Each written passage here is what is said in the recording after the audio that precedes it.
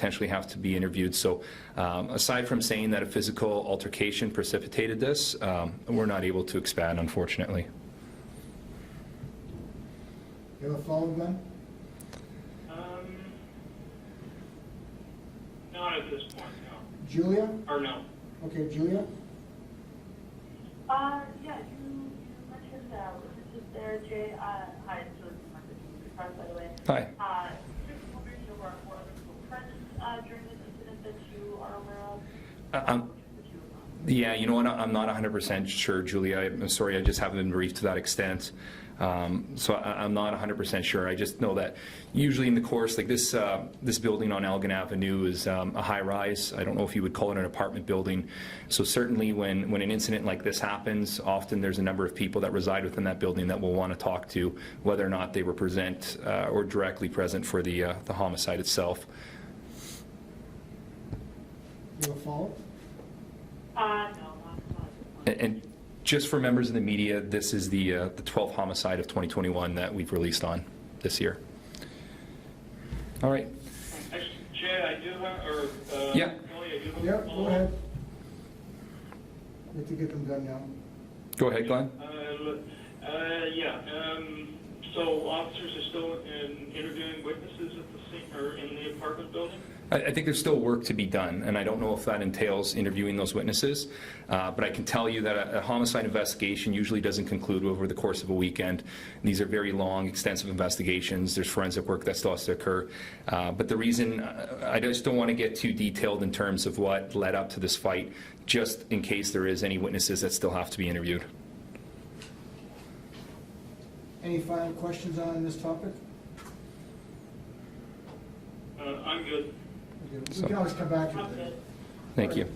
Next topic. The next incident is a firearms incident that occurred on Marion. This incident garnered a lot of discussion on social media channels over the weekend.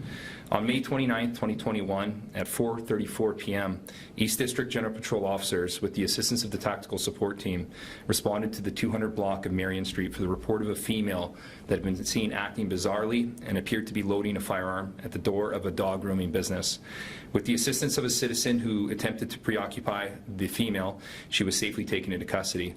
A Ruger SR-22 semi-automatic 22 caliber rifle was seized. The rifle was loaded with an extended magazine, but was jammed with an unfired 22 LR cartridge. Wilma Sheena Kegigumik, a 37-year-old female of Winnipeg, has been charged with 4 firearm-related offenses, and she was detained in custody. Glenn? Yeah, I know often, I spoke with the owner of the business, and she's very much crediting this citizen for, interceding and helping out. Obviously, you don't want people to put themselves in harm's way, but can you speak to the actions of the citizen, coming to the assistance of this business and this business owner? That's a good question. We often talk about how we ask people to retreat to safety and call 911. That's always our advice for obvious reasons.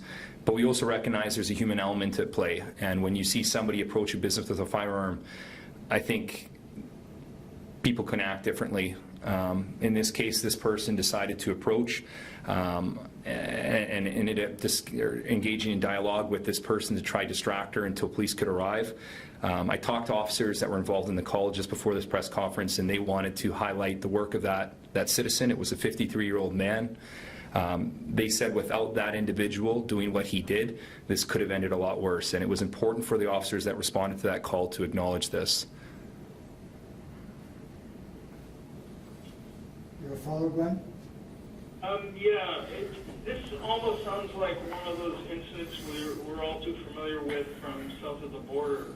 Someone walks into a business with a loaded firearm. Obviously, it's very rare in Winnipeg to have this sort of incident, or is this becoming less rare? It's certainly unusual. I think not only law enforcement, but people in the community, when they learned of this incident, trying to search for answers as to why this woman would attend this business with a firearm and what the reason for that was. Based on our understanding, she chose to go to this business. We don't know exactly why. The firearm was loaded. You can see it had a number of rounds of ammunition.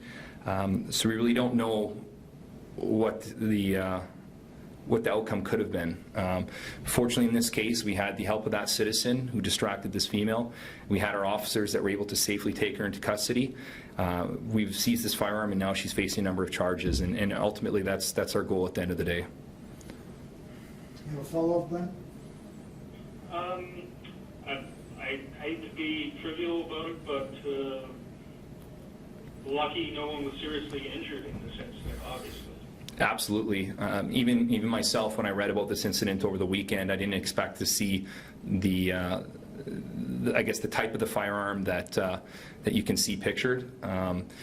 Usually in cases like this, it is either an airsoft gun or a replica gun. So it's especially uncommon to find a firearm like this that's loaded to that extent. It's a dangerous firearm when in the hands of an unauthorized person. I want to make that clear. And in this case, she wasn't authorized to have that firearm. Julia? Hi, Jay. You just mentioned the firearm in particular. Any idea now that that's been seized as to where a weapon like that would come from in the city? I think that is quite unusual. Any idea of how that got into her hands? That aspect of the investigation is still underway. We have specialists with our Firearms and Investigative Analysis Unit section that are going to take a look and try to determine where this firearm came from. The serial number was tampered with. That's one of the charges that she was faced for being in possession of a gun with that damage to the serial number. So it isn't as easy as just tracking this gun by serial number. There's going to be additional work that needs to happen to try to determine where it came from. Do you have a follow-up, Julia? Yeah, is this woman known to police at all before this incident? She was, yeah. Okay. So again, just to reaffirm, we know that she chose to go to this business. We don't know exactly why. I think this call is very shocking, especially for the community, the individuals that live or work in that area. Certainly a traumatic incident for those that were immediately involved. And again, we want to thank that passerby, that 53-year-old man who chose to engage this female. It's not always our advice to engage somebody who's got a firearm. This individual chose to do that. In the end, officers felt that this individual, they can credit this individual with preventing something worse from happening. And so that was important to those officers. The Winnipeg Police Service certainly got a lot of accolades on social media over the weekend, and we appreciate it. There's certainly an element to this that our officers played a role into taking her into safe custody, but it was important for those officers to acknowledge the work of that passerby as well. Glenn, any follow-ups? No, I think I'm good. Julia, do you have any more? I just wanted to ask, we obviously credit this passerby with helping to sort of get this woman into custody. Can you speak a little bit, Jay, to the tactics by officers here to bring her in safely? Well, it's always our goal in any situation like this, especially when somebody's armed with a weapon. We want safe and peaceful resolution. That's always our priority. That's what we're trained to do, and we'll do that when it's possible. Our officers attended the scene, found this female with the firearm. I can't speak exactly to their tactics and how they were able to bring it to a safe resolution, but it's what we train for. And this is ideally the outcome that we always strive for in these types of situations. And we're very fortunate that in this case no one was hurt. We were able to take her into custody and seize that firearm without further issue. Go ahead, Julia, if you have any more. That's it? Okay. Yeah, that's everything. Last matter I have to talk about, and again, Constable Danny Mckinnon will still have one after this, is a series of break-and-enters that happened in the Woodhaven neighborhood. During the afternoon of May 28th, 2021, the Winnipeg Police Service received several reports of break-ins in a short period to residences in that Woodhaven neighborhood area. At approximately 2:21, a male suspect entered the residence of an 89-year-old woman and stole her phone before fleeing. The woman had been home with her husband and was left in a shaken state. A suspect then attended to the residence of a 19-year-old female and kicked open a screen window to a sunroom before aggressively attempting to pull open a locked door. The woman who was inside the residence fled, hid, and called 911. Immediately after, the suspect, or a suspect, attended to the residence of a 37-year-old female who was at home with her 9-year-old daughter. The male entered the front door and yelled. The young daughter confronted the male and was described as being frozen. Both the mother and daughter were left in a terrified state. A male suspect then entered a residence of a 57-year-old male and stole a set of binoculars and some electronics. Members of the West District Community Sport Unit, who had been in the area on bicycle patrol, attended and took the male into custody as he jumped from the second story of the building, the residence, and attempted to flee. The unit continued with the investigation and linked the male to 3 other break-ins, the 3 that I had talked about before that. Joseph Henry Grant, a 26-year-old male of Winnipeg, has been charged with break-and-enter, 4 counts of break-and-enter offenses, and failed to comply with condition of his release order, and he was detained in custody. Glenn? Did he have any kind of relationship with any of the residents in this, the residences that he broke into? Was there any kind of a relationship between him and these people? He did not. He didn't live in the area either, and we can acknowledge that we believe that methamphetamine played a role in these series of incidents. Any more questions, Glenn? Let me see. We can come back to These you. residents were fairly close to each other, like were they were they next to each other or within block of each other? How close of an area are we talking here? A relatively close area. The Woodhaven neighborhood, I believe it's just south of Portage in the west side of the city. But the Woodhaven neighborhood is somewhat small, and all 4 houses were located either in that neighborhood or just on the cusp of it. So very close area, and all 4 break-ins happen in a close period of time to almost immediately after each other. Julia? Let me just see here. So I can just speak a little more. Sorry, Julia. No, go ahead. What's unusual about this one is the involvement of our bike patrol unit. I don't know that a lot of people in Winnipeg understand or realize that we do have bike patrol officers. It's a program that can be deployed by either of the 4 districts. They have that ability. In this case, those officers were nearby. The bikes were certainly beneficial for officers. This male, when he jumped off that building, engaged in a foot pursuit with the officers, they used the bikes to catch up to him and take him into custody. So it's a different type of policing, one that I don't think is traditionally thought of. Usually you just see the response by our cruiser cars, but we are out there on our bikes as well. It provides us with some advantages. When responding to these calls, you don't necessarily hear the hum of an engine arriving to an emergency like this. So in this case, it worked out very well. We were able to take this person into custody. Any questions, Julia? I was actually going to ask about the bike for that. Any more questions on any of the incidents that Constable Murray has discussed, because she's about to leave the podium? So if you have any follow-ups, if you can think of them now, great. If not, I guess we can come back later to them, but it'd be nice to get them. Yeah, it's Glenn Dawkins, just on this current one that we're on. You said that police believe he was under meth. I think you and Constable Carver have spoken at the podium in the past about how, I'm assuming he self-disclosed that he was on meth. I guess my long way of asking that. I guess he self-disclosed, or was there any other indication that he was on meth? Typically, disclosure plays a role in that, but I also have to be very careful because this person has been charged but hasn't been convicted of a crime. So I don't want to say exactly how officers came to that determination. Often it can also be their observations. I mean, any officer that has worked the streets of Winnipeg for any length of time has encountered a number of people that have used methamphetamine recently, and after a while you begin to see some of those telltale signs when somebody has used a large quantity of it, and usually can, in tandem with disclosure, if that happens, can make that decision. And ultimately, and again, it's something we believe that hasn't been confirmed. And just to circle back, because I wasn't asked that question when it comes to the Marion Street firearms incident. In that case, we do not believe that any illicit substance played a role in that matter. So, all right, I'm going to call Constable Danny Mckinnon up.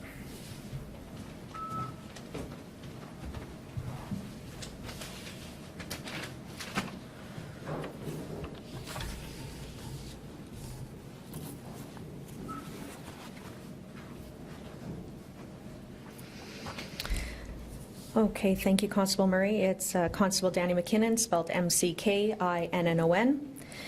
And I have one matter to release on, which is a synopsis of some stabbings and arrests investigations that occurred over the weekend.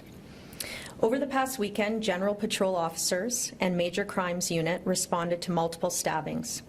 Several of these incidents resulted in severe injuries to both adult and youth victims. Both arrests have been made, as well as investigations are still ongoing. So the first incident to highlight, on May 28th, 2021 at approximately 1 a.m., West District officers responded to the Sargent Park neighborhood for the report of a male who had been stabbed. Police arrived and located a 13-year-old male who had been stabbed and seriously injured. He was transported to hospital in unstable condition, but later upgraded to stable. The suspects had since fled on foot. Police located and arrested the suspects, who were actually known to the victim within the area a short time later. The Major Crimes Unit took over this investigation. So an 18-year-old female is now facing assault-related charges and was released on an undertaking as mandated by the Criminal Code. As well, a 17-year-old male is also facing assault and weapon-related charges. He was also released on an undertaking. Second incident I'll highlight is on May 28th, 2021 at approximately 9:15 p.m. North District officers responded to the area of Pritchard and Aikens for the report of 2 people who had been stabbed. A group of people who were known to each other, including an adult and several youths, were gathered in a park in this area when a dispute erupted between 2 individuals. The argument escalated and one of the males stabbed one of the females. A second female stepped in to intervene and defend the first victim and was also stabbed by this male, causing a life-altering injury. 2 female victims, aged 16 and 17, were transported to hospital by ambulance in stable condition. The Major Crimes Unit took over this investigation, and a 19-year-old male of Winnipeg was arrested and is facing assault and weapon-related charges. He was released on an undertaking as mandated by the Criminal Code. And lastly, on May 29th, 2021 at approximately 9:15 p.m., Central District officers responded to the parkade at the Forks for the report of a female who had been stabbed. A group of 4 or more people were gathered in the parkade and confronted an unknown male and female who were also within this parkade. A verbal argument ensued where the group subsequently began punching and kicking these other 2 individuals. An adult bystander, a 29-year-old female, was driving her vehicle through the parkade and observed this altercation. She attempted to intervene and stop the fight by positioning her vehicle between the 2 groups. The larger of the 2 groups swarmed her vehicle, and one of them ended up stabbing her. The suspects subsequently fled on foot, while the 2 victims of the assault contacted police and assisted the female victim until police and paramedics arrived. They did not require medical assistance for their injuries at the time. However, the female victim from the vehicle was transported to hospital in unstable condition with severe injuries and was later upgraded to stable condition. Officers located 2 of the suspects within the area who were taken into custody. The Major Crimes Unit then took over the investigation. 2 youth males, both age 17, are facing assault and weapon-related charges. They have both been released on an undertaking, again as mandated by the Criminal Code. The Major Crimes Unit continues to investigate and asks anyone with information on any of these investigations to call 204-986-6219, or additional information can be relayed anonymously to Crime Stoppers at 204-786-TIPS. Okay, we'll turn over the question. Glenn? We're assuming, or I shouldn't assume, these were all separate incidents, and can you speak to the relative ages of all of these suspects? They all seem to be teens, or I think one of them is 19, but he's the oldest of the bunch. Can you speak to that element of these three stabbing incidents, or these three incidents? So to answer the first part of your question, Glenn, these are all three different separate incidents ranging from the 28th into the 29th. Yes, there was a couple adults arrested and several other youths that I had mentioned. You know, I can't make a link and say there's a reason for this happening. Basically, in all of these instances, what is common is that there's just groups of people hanging out. All of them were known to each other under all three circumstances, so it's a gathering that includes some adults, and mind you, in saying adults, they were just older teens, 18, 19, along with some youths. You have a follow, Glenn? Yeah, I'm gonna try this again. These are all stabbings. Does this speak to a rise in violence, or are these sort of isolated incidents, or are you also seeing a lot more stabbings with the weather getting better, or are these very isolated incidents from kind of a general trend that your officers are seeing in the street? So I would shy away from making any kind of generalization with weather increasing a certain type of crime in particular, so I can't say that. And surprisingly, I know we've read these incidents, and although some of them are random, and yes, they are extremely violent, anecdotally speaking, the numbers have remained quite steady compared to last year. Julia from the Free Press? Hi, yeah. I wanted to ask in particular about the life-altering injury in the second incident. Can you give any more detail about what kind of injury that was? No, I can't. For privacy reasons, we would never disclose the specifics of any victim's injuries. Although I think you can take from this, because we've shared these three incidents that are quite severe, when we say life-altering, they're extremely serious. Thank you. Let's see. I think that I guess that we can get more information. In the third incident here, we have a woman in a vehicle who kind of gets in the middle and ends up stabbed, and we can't give any more information about how she sustained her injuries as well. You know, Yeah, I guess that's the question. Is there any more information that can be provided about how that woman sustained her injuries? Seeing that she was in a car and these other individuals that were all on foot, that kind of thing. well, I think what I can do is recap that portion and kind of circle back to what Jay, my colleague, had mentioned earlier with the dog grooming situation, is that choice as a bystander or a witness to a crime to become involved or not become involved is such a tricky one. And I often find myself, after reading some of these releases and the reports, wondering how would I specifically respond to this event if I was off duty, if I was at home, if I was on the weekend, or I was at the parkade, just in a civilian capacity, really. And so there is that human aspect. Good people want to help. And sometimes that's reasonable to do. Other times it's not reasonable to do. So the circumstances that we always recommend is, you know, if you can, to just retreat for a moment, assess the situation, because your own safety really is paramount first. I mean, all first responders know that and kind of have always worked under that adage that you're not going to be able to help anybody else if you're not okay or safe yourself. So we always recommend that. If you do make that decision, and that is your own decision as a civilian to assist, you know, hopefully you have that time to call 911, or if you're with somebody else, get them to call 911 immediately.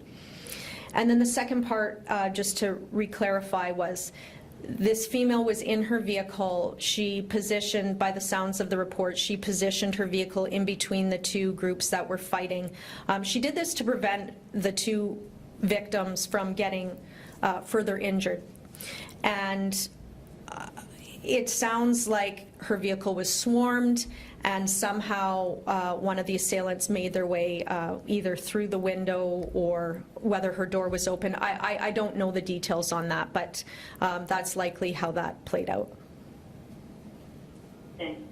Do you have another follow-up, Glenn? No, I think her last comment kind of covered the question I was going to ask. So. Julia? I'm You're good? Okay. How about you, Julia? Anything more? I think I'm okay. All right. Just give you the opportunity to ask any final questions if you have any. All right. Well, hearing none, thank you for calling in today. Take care. Have a good day. Thank you. thanks, Scott.